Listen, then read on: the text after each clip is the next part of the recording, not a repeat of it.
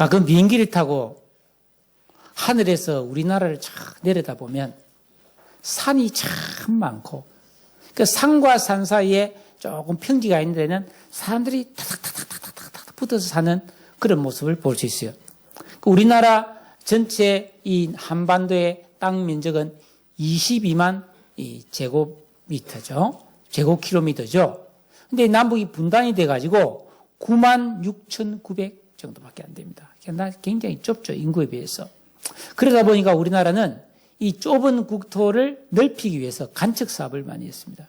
그래서 뭐 서해안에 서산 지역에 가보면은 방조제를 쌓아서 거기 흙을 갖다 부어서 바다를 육지로 메꿈으로 뭐 지도가 바뀌었다. 뭐 그런 이야기를 많이 해서 지금까지 우리나라는 여의도 면적의 1170배를 간척해가지고 엄청난 영토를 넓혔습니다. 그런데 이제는 세계적으로 더 이상 간척을 안 한다고 해요. 오히려 간척했던 제방을 허물어서 육지화했던 것을 다시 갯벌로 되돌리는 역간척 사업이 벌어진다고 합니다. 우리나라 서해안의 태안의 충청남도 태안의 황도라는 곳에서는 간척했던 곳을 도로 바다로 만들어 버렸어요. 그랬더니 바지락 생산량이 46%가 늘었고 농어라든지 감성돔이라든지 어족들이 많이 돌아와서 농민들의 소득이 훨씬 더 증가했다. 그래서 지금 충청남도는 물론 순천만을 비롯해서 전라남도 해안 지역에 역간척 공사가 일어나고 있습니다. 간척했던 땅을 다시 갯벌로 만드는 거예요. 왜? 그게 환경적으로나 여러 면에서 더 유익하다는 것을 알게 되었기 때문에 이제 생각이 바뀐 거죠. 죄인으로 태어나 죄인으로 살아가던 사람이 예수 믿고 구원받는 것은 더 좋은 삶을 살기 위해 내 인생의 방식과 목표와 가치관을 바꾸는 거예요. 단순히 주일에 나와서 예배 한 번 참석하는 게 예수 믿는 게 아닙니다. 예수 믿고 구원받은 성도가 하나님을 내 인생의 진정한 주인과 왕으로 모시고 말씀에 순종하고 어겼으면 회개하고 또 무시로 기도하는 이런 진정한 영적 생활을 하는 것은 역간척을 하는 공사와 마찬가지예요. 전에는 내가 하고 싶은 대로 살고 자유롭게 사는 그것이 정말 행복이고 편한 줄 알았는데 그게 아니라는 것을 깨닫고 이제는 예수 믿고 말씀대로 살고 그 사랑에 매여서 살아가는 그렇게 살게 되면은 내 인생에 아주 신성한 하나님의 은혜와 지혜와 능력이 쫙 밀려 들어오게 되는 거예요. 그래서 내 마음에 평강이 일어나고 감사하는 마음이 생기고 다른 사람을 용서하게 되고 너그러워지고 사랑하게 되는 그런 삶으로서 행복해지는 것이죠. 예수님께서 이 땅에 오셔서 하나님이 우리를 얼마나 사랑하시는가를 실제적으로 보여주셨습니다. 예수님의 사랑은 어떻게 나타났습니까? 가난한 사람에게, 병든 사람에게, 슬픔과 고통을 빠진 사람에게 찾아가서 위로와 돌봄과 치료를 해주셨습니다. 그런데 그보다 더 중요한 것은 죄로 인해 불행에 빠져서 고통을 겪으면서 두려워하면서 살다가 영원히 멸망해버리는 그런 인생을 구원해 주신 거죠. 그래서 영원한 생명을 주신 것, 이게 예수님의 구원이었습니다. 예수님은 이런 구원을 이루기 위해서, 이런 사랑을 하기 위해서 말로만 한 게 아니잖아요. 직접 십자가에 달려 돌아가시는 엄청난 고난을 겪었어요. 근데 그 고난으로 끝난 게 아니잖아요. 예수님은 엄청난 고난을 당하고 그렇게 십자가에 비참하게 부끄러운 모습으로 죽었지만은 부활하셨어요. 영원한 생명을 얻게 되셨고 모든 이름에 뛰어난 영광스러운 존재로 만물을 다스리는 왕이 되셨잖아요. 우리가 보는 이 십자가는 고난을 상징하거든요. 그런데 이 십자가의 고난은 고난으로 끝나는 게 아니고 영광스럽게 되는 영광으로 가는 길이라는 것입니다. 구원받은 성도들도 동일하게 이 주님의 길을 따라 사는 것이죠. 자기 자신만을 위해서 내 한 몸 편하려고 내 한 몸 그냥 잘 먹고 잘 살면 그게 좋다. 이게 성도의 삶이 아니라는 겁니다. 만약에 예수 믿고 구원받은 성도가 자기만을 위해서 그런 자기중심적이고 이기적인 삶을 살면 구원은 받았는데 세상이 믿지 않는 사람과 전혀 다를 바가 없어요. 그러니까 한마디로 좋은 일이 안 일어난다는 겁니다. 그러나 우리가 예수를 믿고 예수님처럼 살기 위해서 다른 사람이 좀 관심을 더 많이 가지고 용서하고 또 좀 사랑하고 또 섬기고 좀 희생하고 그런 사랑의 삶을 살면 신선한 공기처럼 하나님의 은혜와 사랑이 성령의 바람이 불어오는 거예요. 그래서 우리 인생이 새로워지기 시작하는 거예요. 이게 간단한 것 같지만은 내 인생을 확 바꾸는 거예요. 이게 영적인 법칙입니다. 여러분, 신앙생활은 복잡한 게 아니에요. 마음과 뜻을 다해 하나님을 사랑하고 1번입니다. 1번.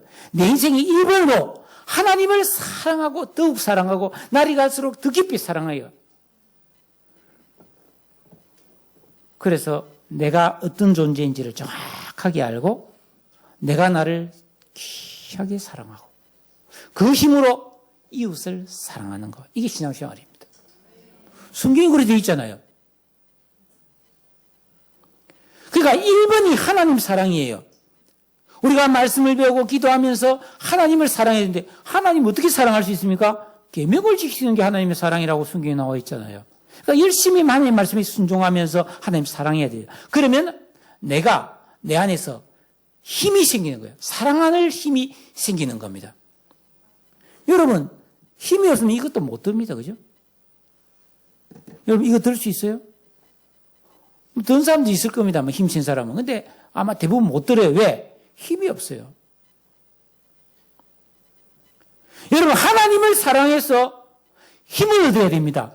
사랑할 힘을 얻어야 됩니다.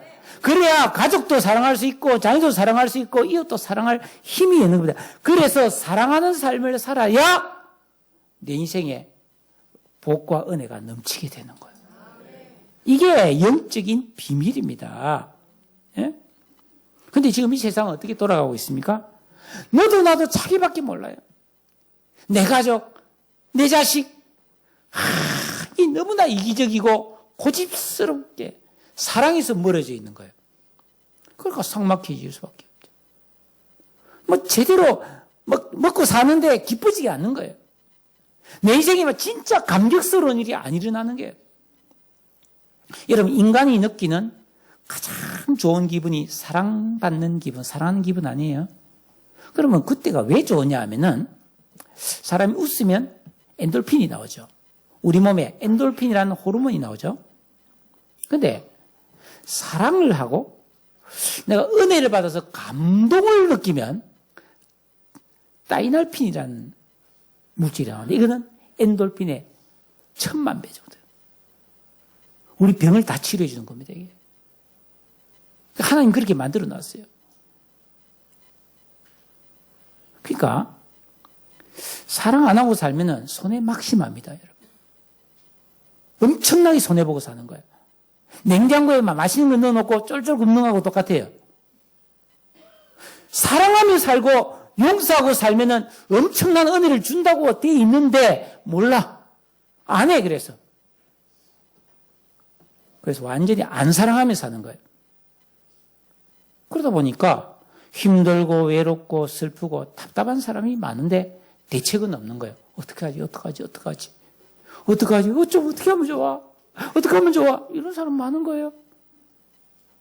여러분 어떻습니까? 1절에 너는 이것을 알아라. 좀 알아라는 거예요. 이 영적인 법칙과 비밀을 알아라는 겁니다.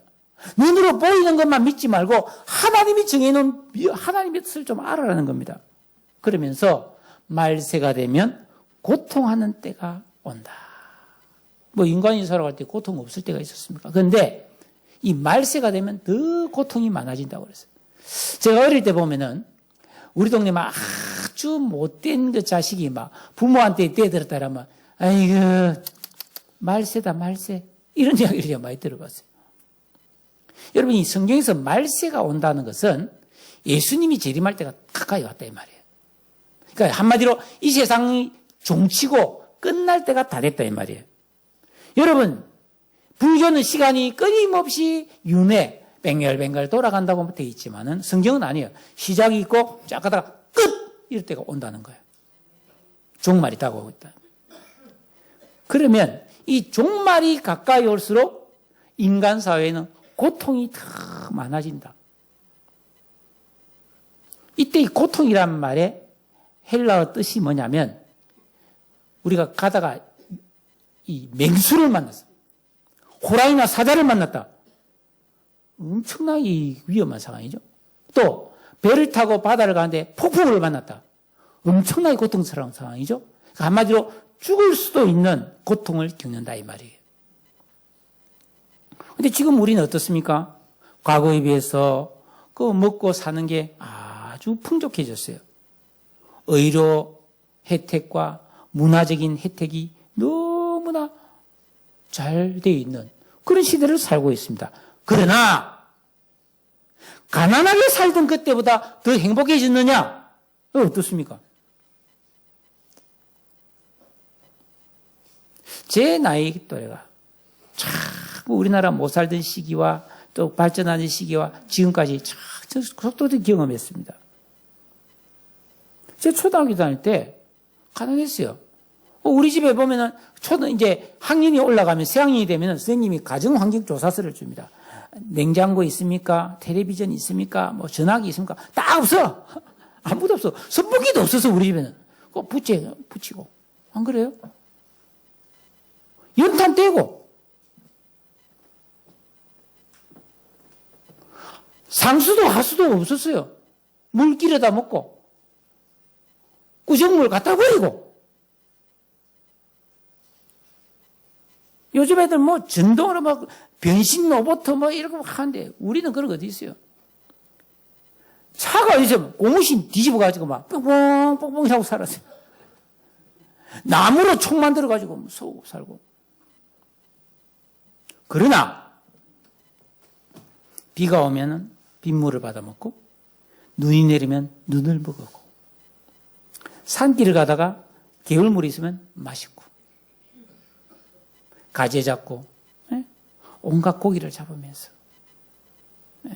미세먼지 걱정 안 하고 봄, 여름, 가을, 겨울을 추위와 더위를 느끼면서 재미나게 살았습니다. 오늘날은 이것저것 많이 누리는 것 같은데 삭막하고 재미도 별로 없어요. 재미가 별로 없어요. 어째서 텔레비를 보면 돌려보면 재미는 게 하나도 없을 때가 있어요. 자기나한테는 뭔가 하는데 재미가 별로 없어요.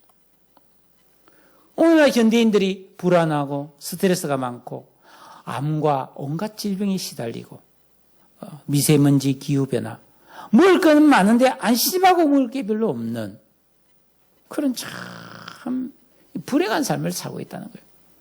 그런데 대책이 없어요. 해결 방법이 없어요. 여러분 어떠신가요? 왜 이렇게 됐죠? 왜 사람이 이렇게 됐습니까? 태초에 아담과 하와가 하나님께 불순종하는 죄로 인해 이 세상에 죽음이 오고 고통이 시작되었고 오랜 세월을 지나면서 사람들이 하나님을 떠나 죄악된 삶을 살면서 이 세상에 죄가 점점 관영해지고 많아졌기 때문이죠.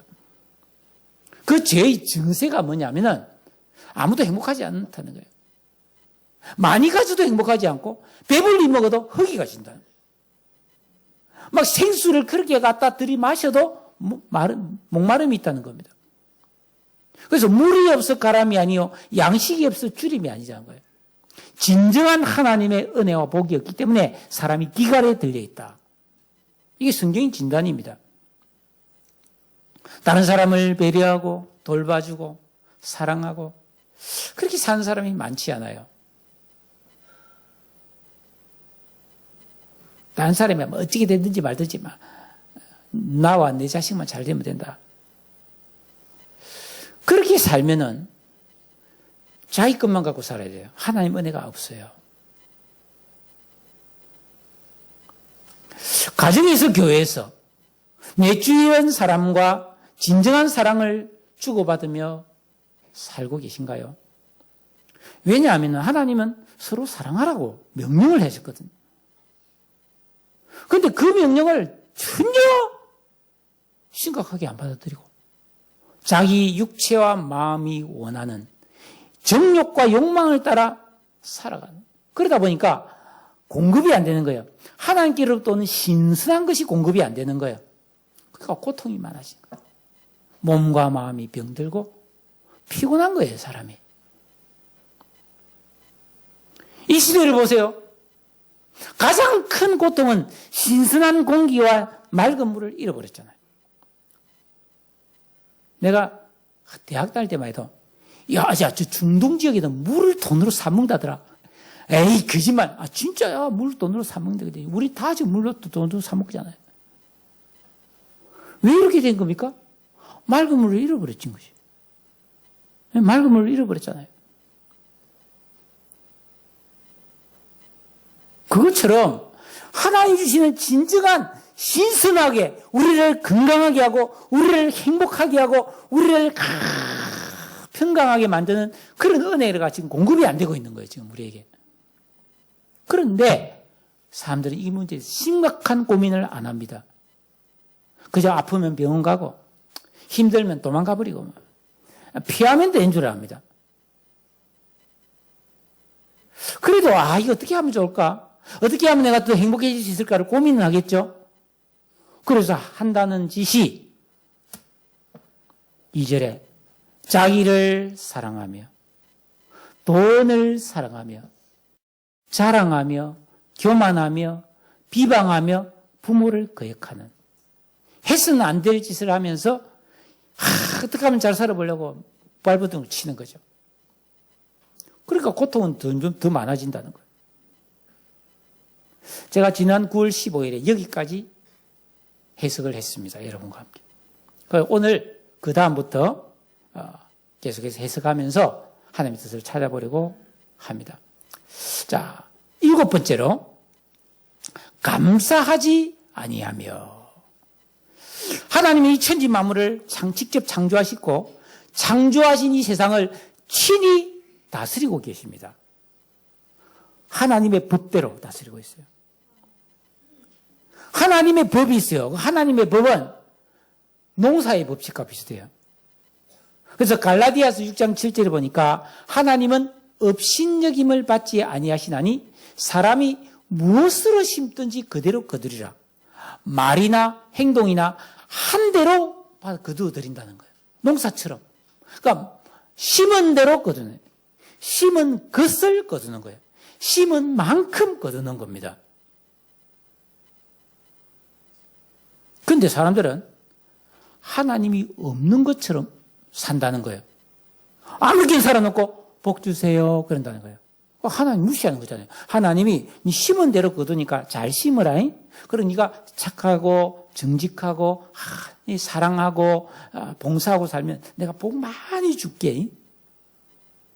그랬는데 막 전혀 그렇게 안 살아놓고 복 주세요 그런다. 하나님 업신여기는 거라는 거예요. 하나님 무시한 거예요. 하나님을 믿긴 믿는데 실생활에서 하나님이 없이 살아간다는 겁니다. 그럼 어떻게 됩니까? 자기 마음대로 사는 거죠. 남들은 착하게 정직하게 올바르게 산다 해도 그거는 자기 방식대로 사는 거예요. 하나님과 상관없이 잘 사는 것은 잘 사는 게 아니라는 겁니다. 한마디로 믿음대로 성경 말씀대로 안 사는 것은 아무리 착하게 살아도 꽝이에요.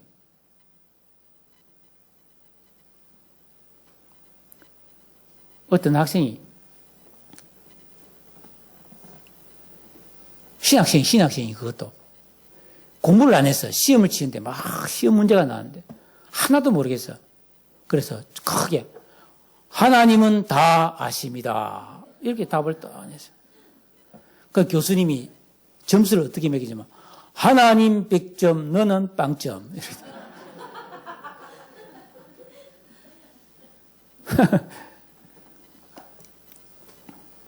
제가 지난주에 드린 말씀 중에 골로새 3장 16절에 시와 찬송과 신령한 노래들로 서로 화답하며 너희 마음으로 주께 노래하며 찬송하며 범사에 우리 주 예수 그리스도의 이름으로 항상 아버지 하나님 앞에 감사하라.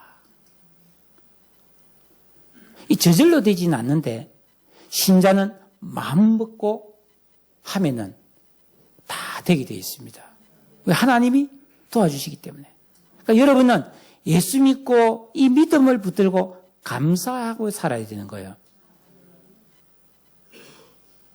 무조건 감사합니다가 아니에요. 하나님을 생각하면서 감사해야 된다는 겁니다. 그렇게 하면 반드시 은혜를 주시다는 거예요. 그런데 이 시대는 아이고 내가 돈을 많이 벌어서 감사합니다. 병이 나와서 감사합니다. 내 자식이 상 받아서 감사합니다. 아이고 이 좋은 일, 아이고 기쁜 일 생겨서 감사합니다. 이런 감사는 들어있는데 원초적인 감사가 없어요. 하나님 그 자체에 대한 감사가 없는 시대라는 거예요. 이 시대는.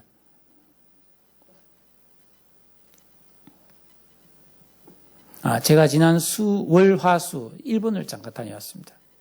CBS 방송국에서 일본 후쿠오카 나가사키 지역의 그 순교지, 기독교 순교지를 15년 전부터 조사하기 시작해서 그것을 CBS가 도와줘서 일본이 세계문화유산에 등재가 되었어요. 그래서 이제 이번에 거기를 한번 탐방하는 그 초청이 있어서 제가 한번 다녀왔습니다. 그 일본은 보면은 그 옛날에 일본도 춘추 전국시대가 있었어요. 예. 그리고 오다 노부나가라는 사람이 다스렸죠. 그 다음에 그 사람이 죽고 도요토미 히데요시가 일본을 통일했고 그 사람이 죽고 도쿠가와 이에야스라는 사람이 일본을 통치했는데 그 시대에 일본의 기독교 박해가 시작된 거예요. 근데 예수 믿다가 박해한다고 예수 안 믿습니다. 그럴 수 없잖아요. 그러니까 숨어서 예수를 믿는 사람이 발각이 돼가지고 많이 순교를 했습니다. 그래서 제가 한 가족의 이야기를 잊을 수가 없어요. 자, 예수 믿다가 발각됐습니다. 그러면은 배교해라. 그래서 예수님 사진을 밖에 붙여놓고 발로 밟게 합니다. 근데 그렇게 못합니다. 그러니까 이 사람들을 데리고 묶어서 온 가족을 데리고 배를 타고 바다로 나가. 그래서 제일 먼저 막내 아들, 어린 막내 아들의 손가락 발가락을 탁 잘라서 그 바다에 던집니다. 근데 얘가 찬송하면서 빠지는 거예요. 이번에는 큰 아들을 손발을 다 잘라서 목에다가 돌을 매가지고 던집니다. 그때 큰 아들이 뭐라냐면은 아버지 어머니 저에게 이런 믿음을 가지게 해주셔서 너무 감사합니다. 저 천국 갑니다. 그러면서 웃으면서 순교하고 차례차례 온 가족이 이렇게 바다에서 죽음을 당하면서도 전혀 울부짖거나 두려워하지 않고 찬송하면서 순교를 하는 거예요. 그러니까 이런 사람들을 이게 사형시키는 사무라이들이 두려워하는 거예요. 왜냐하면 죽이는데도 두려워하지 않으니까. 사랑하는 여러분, 내가 택함 받아서 구원받은 것, 하나님의 자녀가 된 것, 내가 영생을 얻어서 천국 백성이 된 것에 대한 이런 원초적인 감사, 본질적인 감사, 이게 말세에는 없어진다는 거예요. 왜 그런 줄 아십니까? 하나님 말씀을 모르기 때문에. 계명을 순종하고 기도해서 영적 생활을 통해서 내 심령이 새롭게 변하지 않아서 예수 믿고 구원받았지만 여전히 악한 심령으로 세속화된 심령을 갖고 산다는 거예요. 그러니까 참다운 감사가 안 일어나는 거예요. 사랑하는 여러분, 우리 서양 성교 성도들이 이걸 좀 해보겠으면 좋겠습니다. 주님만으로 충분하다. 내가 예수 믿고 구원받으면 나는 이제 이것만으로 어떤 것과도 바꿀 수 없는 보배를 가졌다. 여기에 대한 감격과 감사를 회복하시기를 바랍니다. 그럴 때 하나님의 큰 위로와 은혜가 부어질 줄로 믿습니다.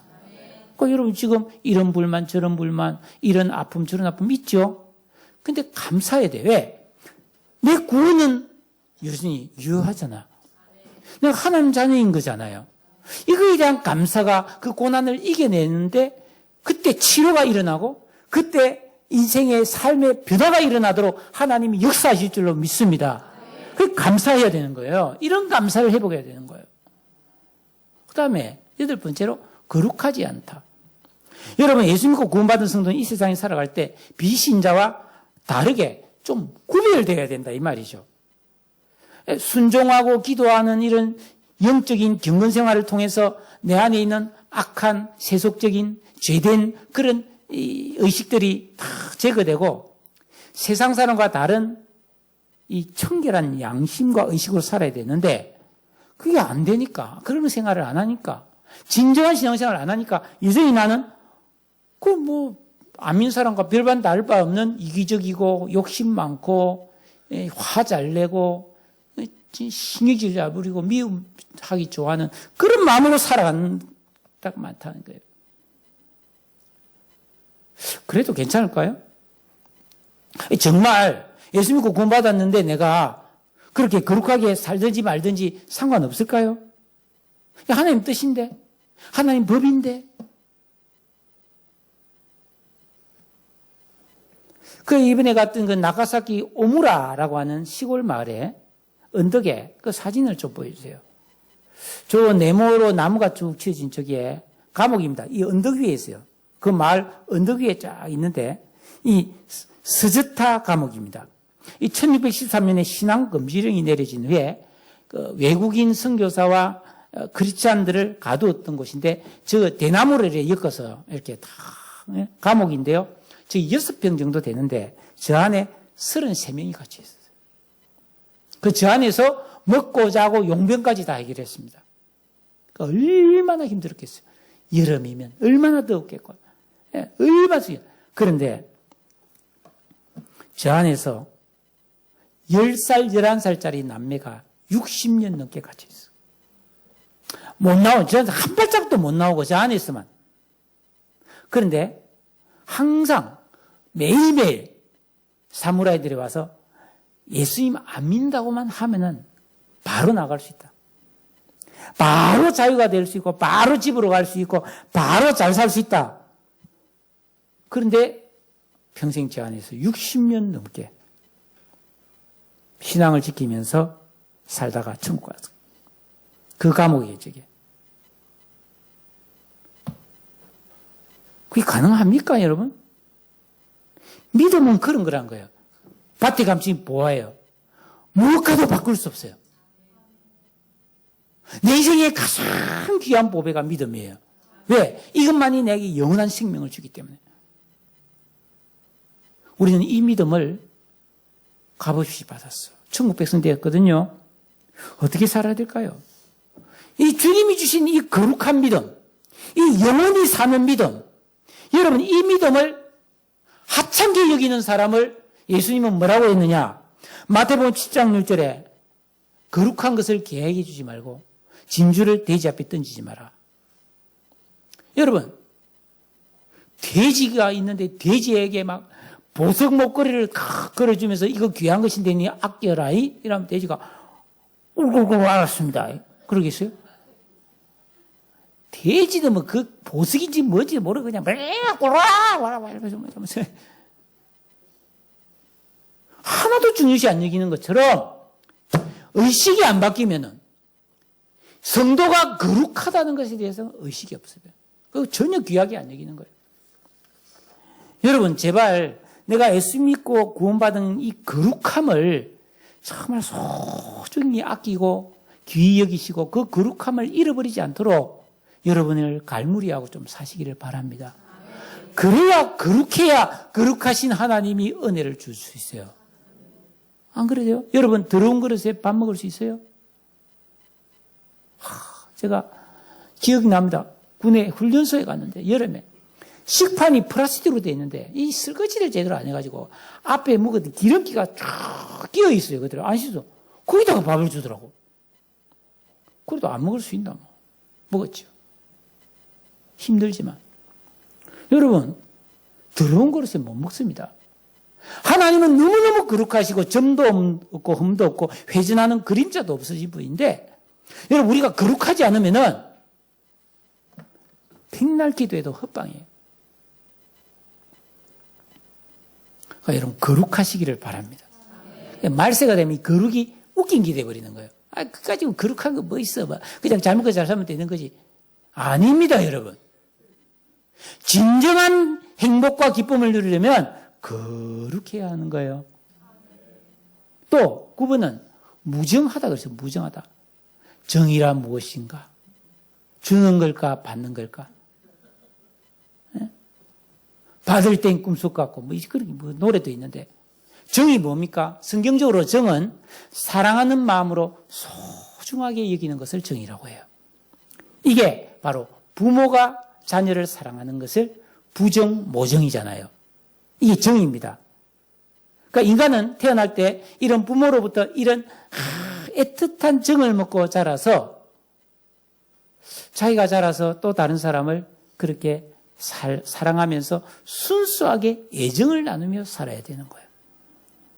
근데 말세가 되면은 이런 참다운 정이 없어진다는 거예요. 대신에 눈에 불이 확 나면서 오 멋있다. 그래가지고 불륜에 빠지거나 이 값싼 애정들은 많아. 첫눈에 반했습니다. 내 생명 다해 사랑합니다. 이러고 그냥 금방 변하는 거. 요런 이상한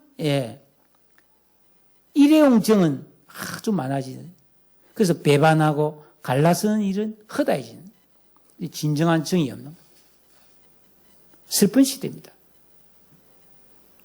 여러분, 우리가 예수 믿었다는 것은 이 진정한 정이 만들어져서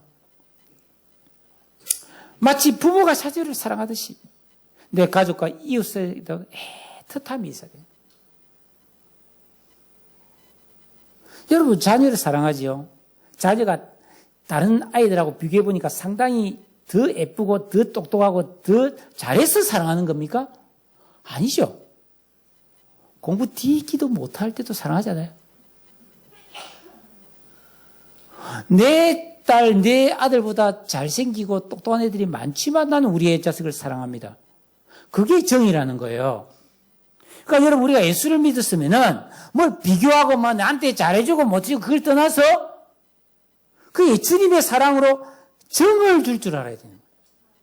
근데 그렇지 않은 게, 그게 없어진다는 거예요. 딱 계산대 보고 나한테 덕이 되면 좋아라 그러고 기분 나쁘면 팩 돌아서가지고 말이죠. 배신하고 갈라서고 너 빠이빠이 니 안 본다. 슬픈 시대죠. 어떻게 해야 되는가? 예수 믿고 구원받은 성도는 계명을 순종하고 기도하는 진정한 영적 생활을 통해서 내 안에 새 사람의 의식, 주님의 성품이 만들어져서 서로의 이 진실한 정을 주고받는 이 무정한 세상에서 유정한 생활을 해야 되는 거예요. 그게 있어야 진짜 부부가 되고 진짜 가족이 되는 거예요. 안 그러면 그들은 저한테 좋을 때는 좋은데 막 조금 안 좋으면 막 갈라쓰고 헤어지고 빠이빠이.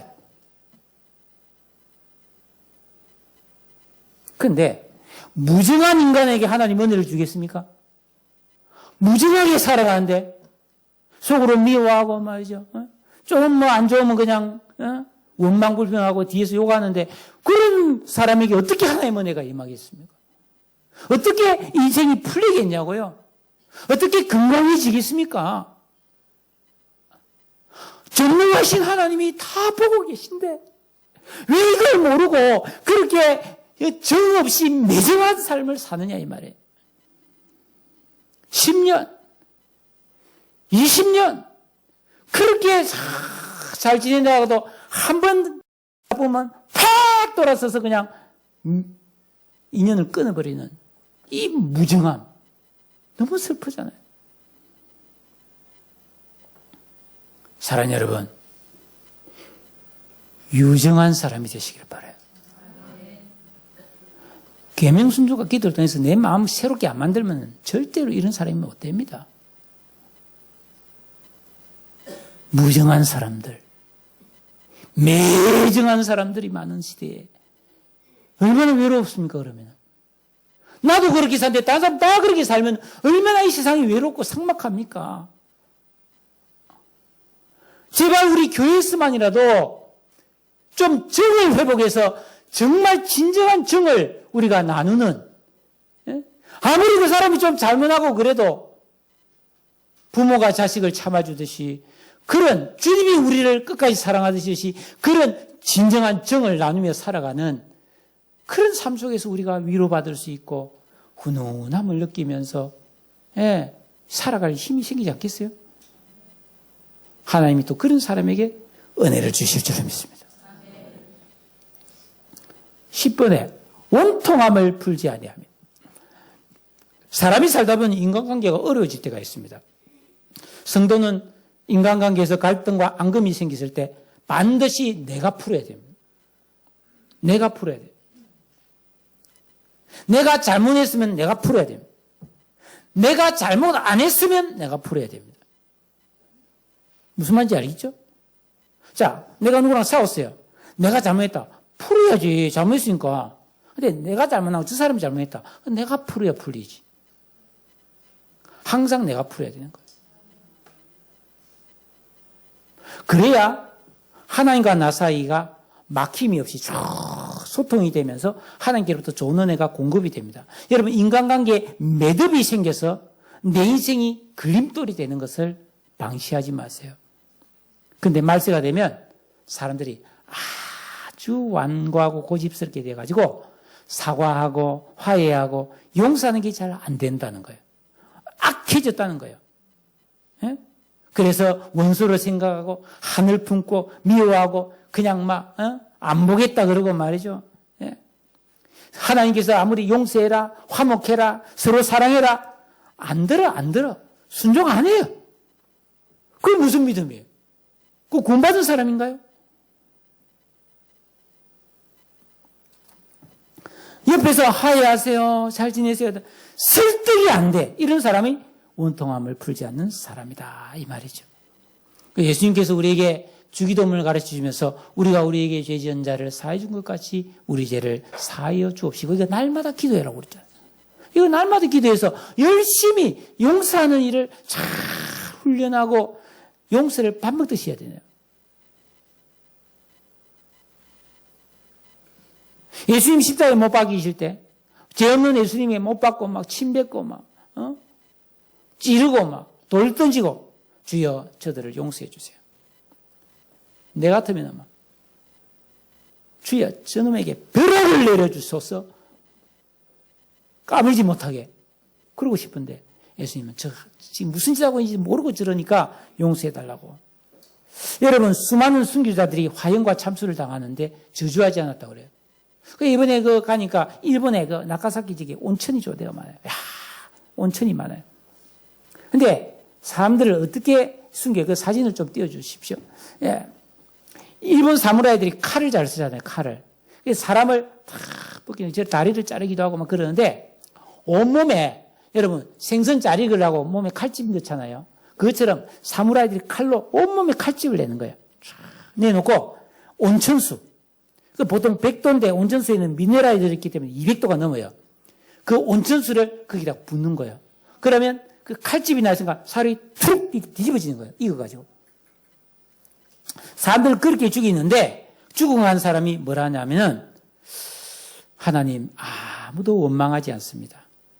주님 저들을 축복해 주소서. 하나님 감사합니다. 제 영혼을 주님께 애탁합니다. 하고 웃으면서 죽였다는 거예요. 그 고문하던 사무라이들이 중신병 걸릴 뻔한 거예요. 도대체 이게 어찌 된 거냐. 그러니까 예수를 진짜로 믿는다는 것은 푸는 거예요, 푸는 거. 근데 인생을 자꾸 묶으면서 사는 사람이 있어요.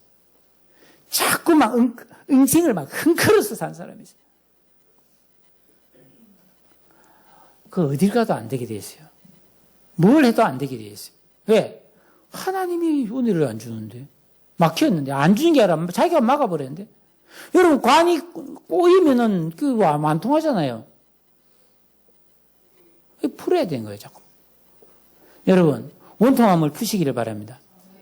미움과 원망을 푸시기를 바랍니다. 아멘을 안 한 사람은 여전히 안 풀 겁니까?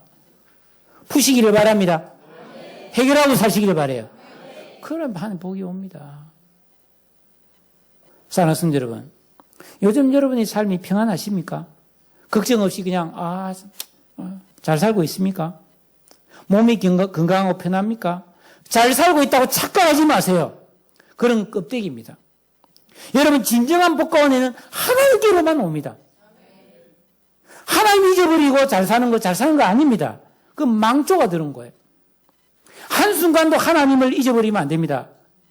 어떤 기쁨이나 만족도 예수님을 통해서 안 오면은 그건 허망한 거고 참된 유익이 없습니다, 여러분. 그러니까 세상에서 재미있게 산다고 잘 사는 게 아니라는 거예요. 예수를 떠난 시간과 살면 헛된 겁니다. 혹 여러분 중에 괴로운 시절을 보내는 분이 계신가요? 되는 일이 없고 외롭고 슬픕니까? 어려움을 해결할 길이 없어 마음이 무겁고 답답합니까? 위의 것을 찾으십시오. 이기심과 자기 연민과 미움과 원망을 헌옷처럼 벗어버리고 용서하고 사랑하고 감사하십시오. 입술을 열어 주님을 찬양하십시오. 순종과 기도만이 구원의 새 힘을 공급받는 유일한 방법입니다. 생명이신 하나님과 구원이신 예수님이 내게 오셔서 함께해야 내 시간과 인생이 살아나기 시작합니다. 여러분, 요 빛이 지금 둥그름하거든요. 여기 그렇잖아요. 이게 세워집니까? 안 세워집니다. 절대. 근데 내가 딱 잡으면 세워집니다. 하나님이 잡아주셔야 여러분 인생이 바로 섭니다. 아멘. 할렐루야. 아멘. 간단한 원리예요. 그래서 여러분에게 마지막으로 부탁을 드립니다. 용서와 사랑과 선물을 쉽게 할 수 있는 시대가 지금 성탄과 송년 시절입니다. 연말 연시죠. 그러니까 구원받은 성도답게 여러분 마음문을 좀 확 열고 주님의 사랑과 은총을 좀 받아들이시기 바라고 내 마음과 생각을 역간척하십시오. 쌓아놓던 담을 허물어서 하나님의 은혜가 흘러들어오게 만드세요. 회개하고 기도하라는 겁니다. 성경 읽으면서 찬송 부르세요. 그리고 말씀이 내 마음을 두드리면 순종하세요. 그래서 내가 요래야지, 나 요렇게 해야지, 내가 더 미워해야지, 이거 괘씸하고 요 골탕을 먹여야지 하던 요런 마음을 무너뜨리고 주님 뜻대로 용서하고 사랑으로 바꾸라는 거예요. 바꾸세요. 네? 올해가 가기 전에 내 생각을 다 내려놓으세요. 내 생각 틀렸어요. 하나님 말씀대로 순종해 보세요. 그래서 이웃을 사랑하고 섬겨보세요. 주를 위해서 고생 좀 하세요. 그러면 내 고통도 눈 놓듯이 해결될 겁니다. 평안하고 행복한 성탄과 송구영신을 맞이할 수 있습니다. 여러분, 사랑하고 용서하고 감사하는 거, 정을 주는 게 내 인생을 가장 좋게 만드는 비결이라고 하나님이 지금 가르쳐주고 있는 겁니다. 무정하지 마세요. 네? 원통해하지 마세요. 다 푸세요. 그래서 간증하세요. 나 이렇게 했더니 이런 하나님 은혜를 주셨다고 좀 간증하세요. 이렇게 삽시다. 이렇게 살아야 은혜가 옵니다. 오 주여, 주님 은혜만으로 난 충분한데. 기도하겠습니다. 우리 같이 한번 기도했으면 좋겠습니다. 오늘 말씀 들은 걸 여러분 회개할 분은 회개하세요. 내 마음을 바꾸실 분 바꾸세요. 지금 바꾸세요. 좀 기도해보고 뭘 기도해볼 거예요. 하나님이 이미 다 결정 내려놨는데. 회개하고 용서하고 사랑하고 내가 먹었던 마음 주님 뜻대로 바꾸겠습니다. 역간척을 하겠습니다. 주님, 내 인생에 내 심령에 하나님의 신선한 은혜와 복을 부어주시옵소서. 다 같이 한번 통성으로 기도하겠습니다. 사랑해 주님.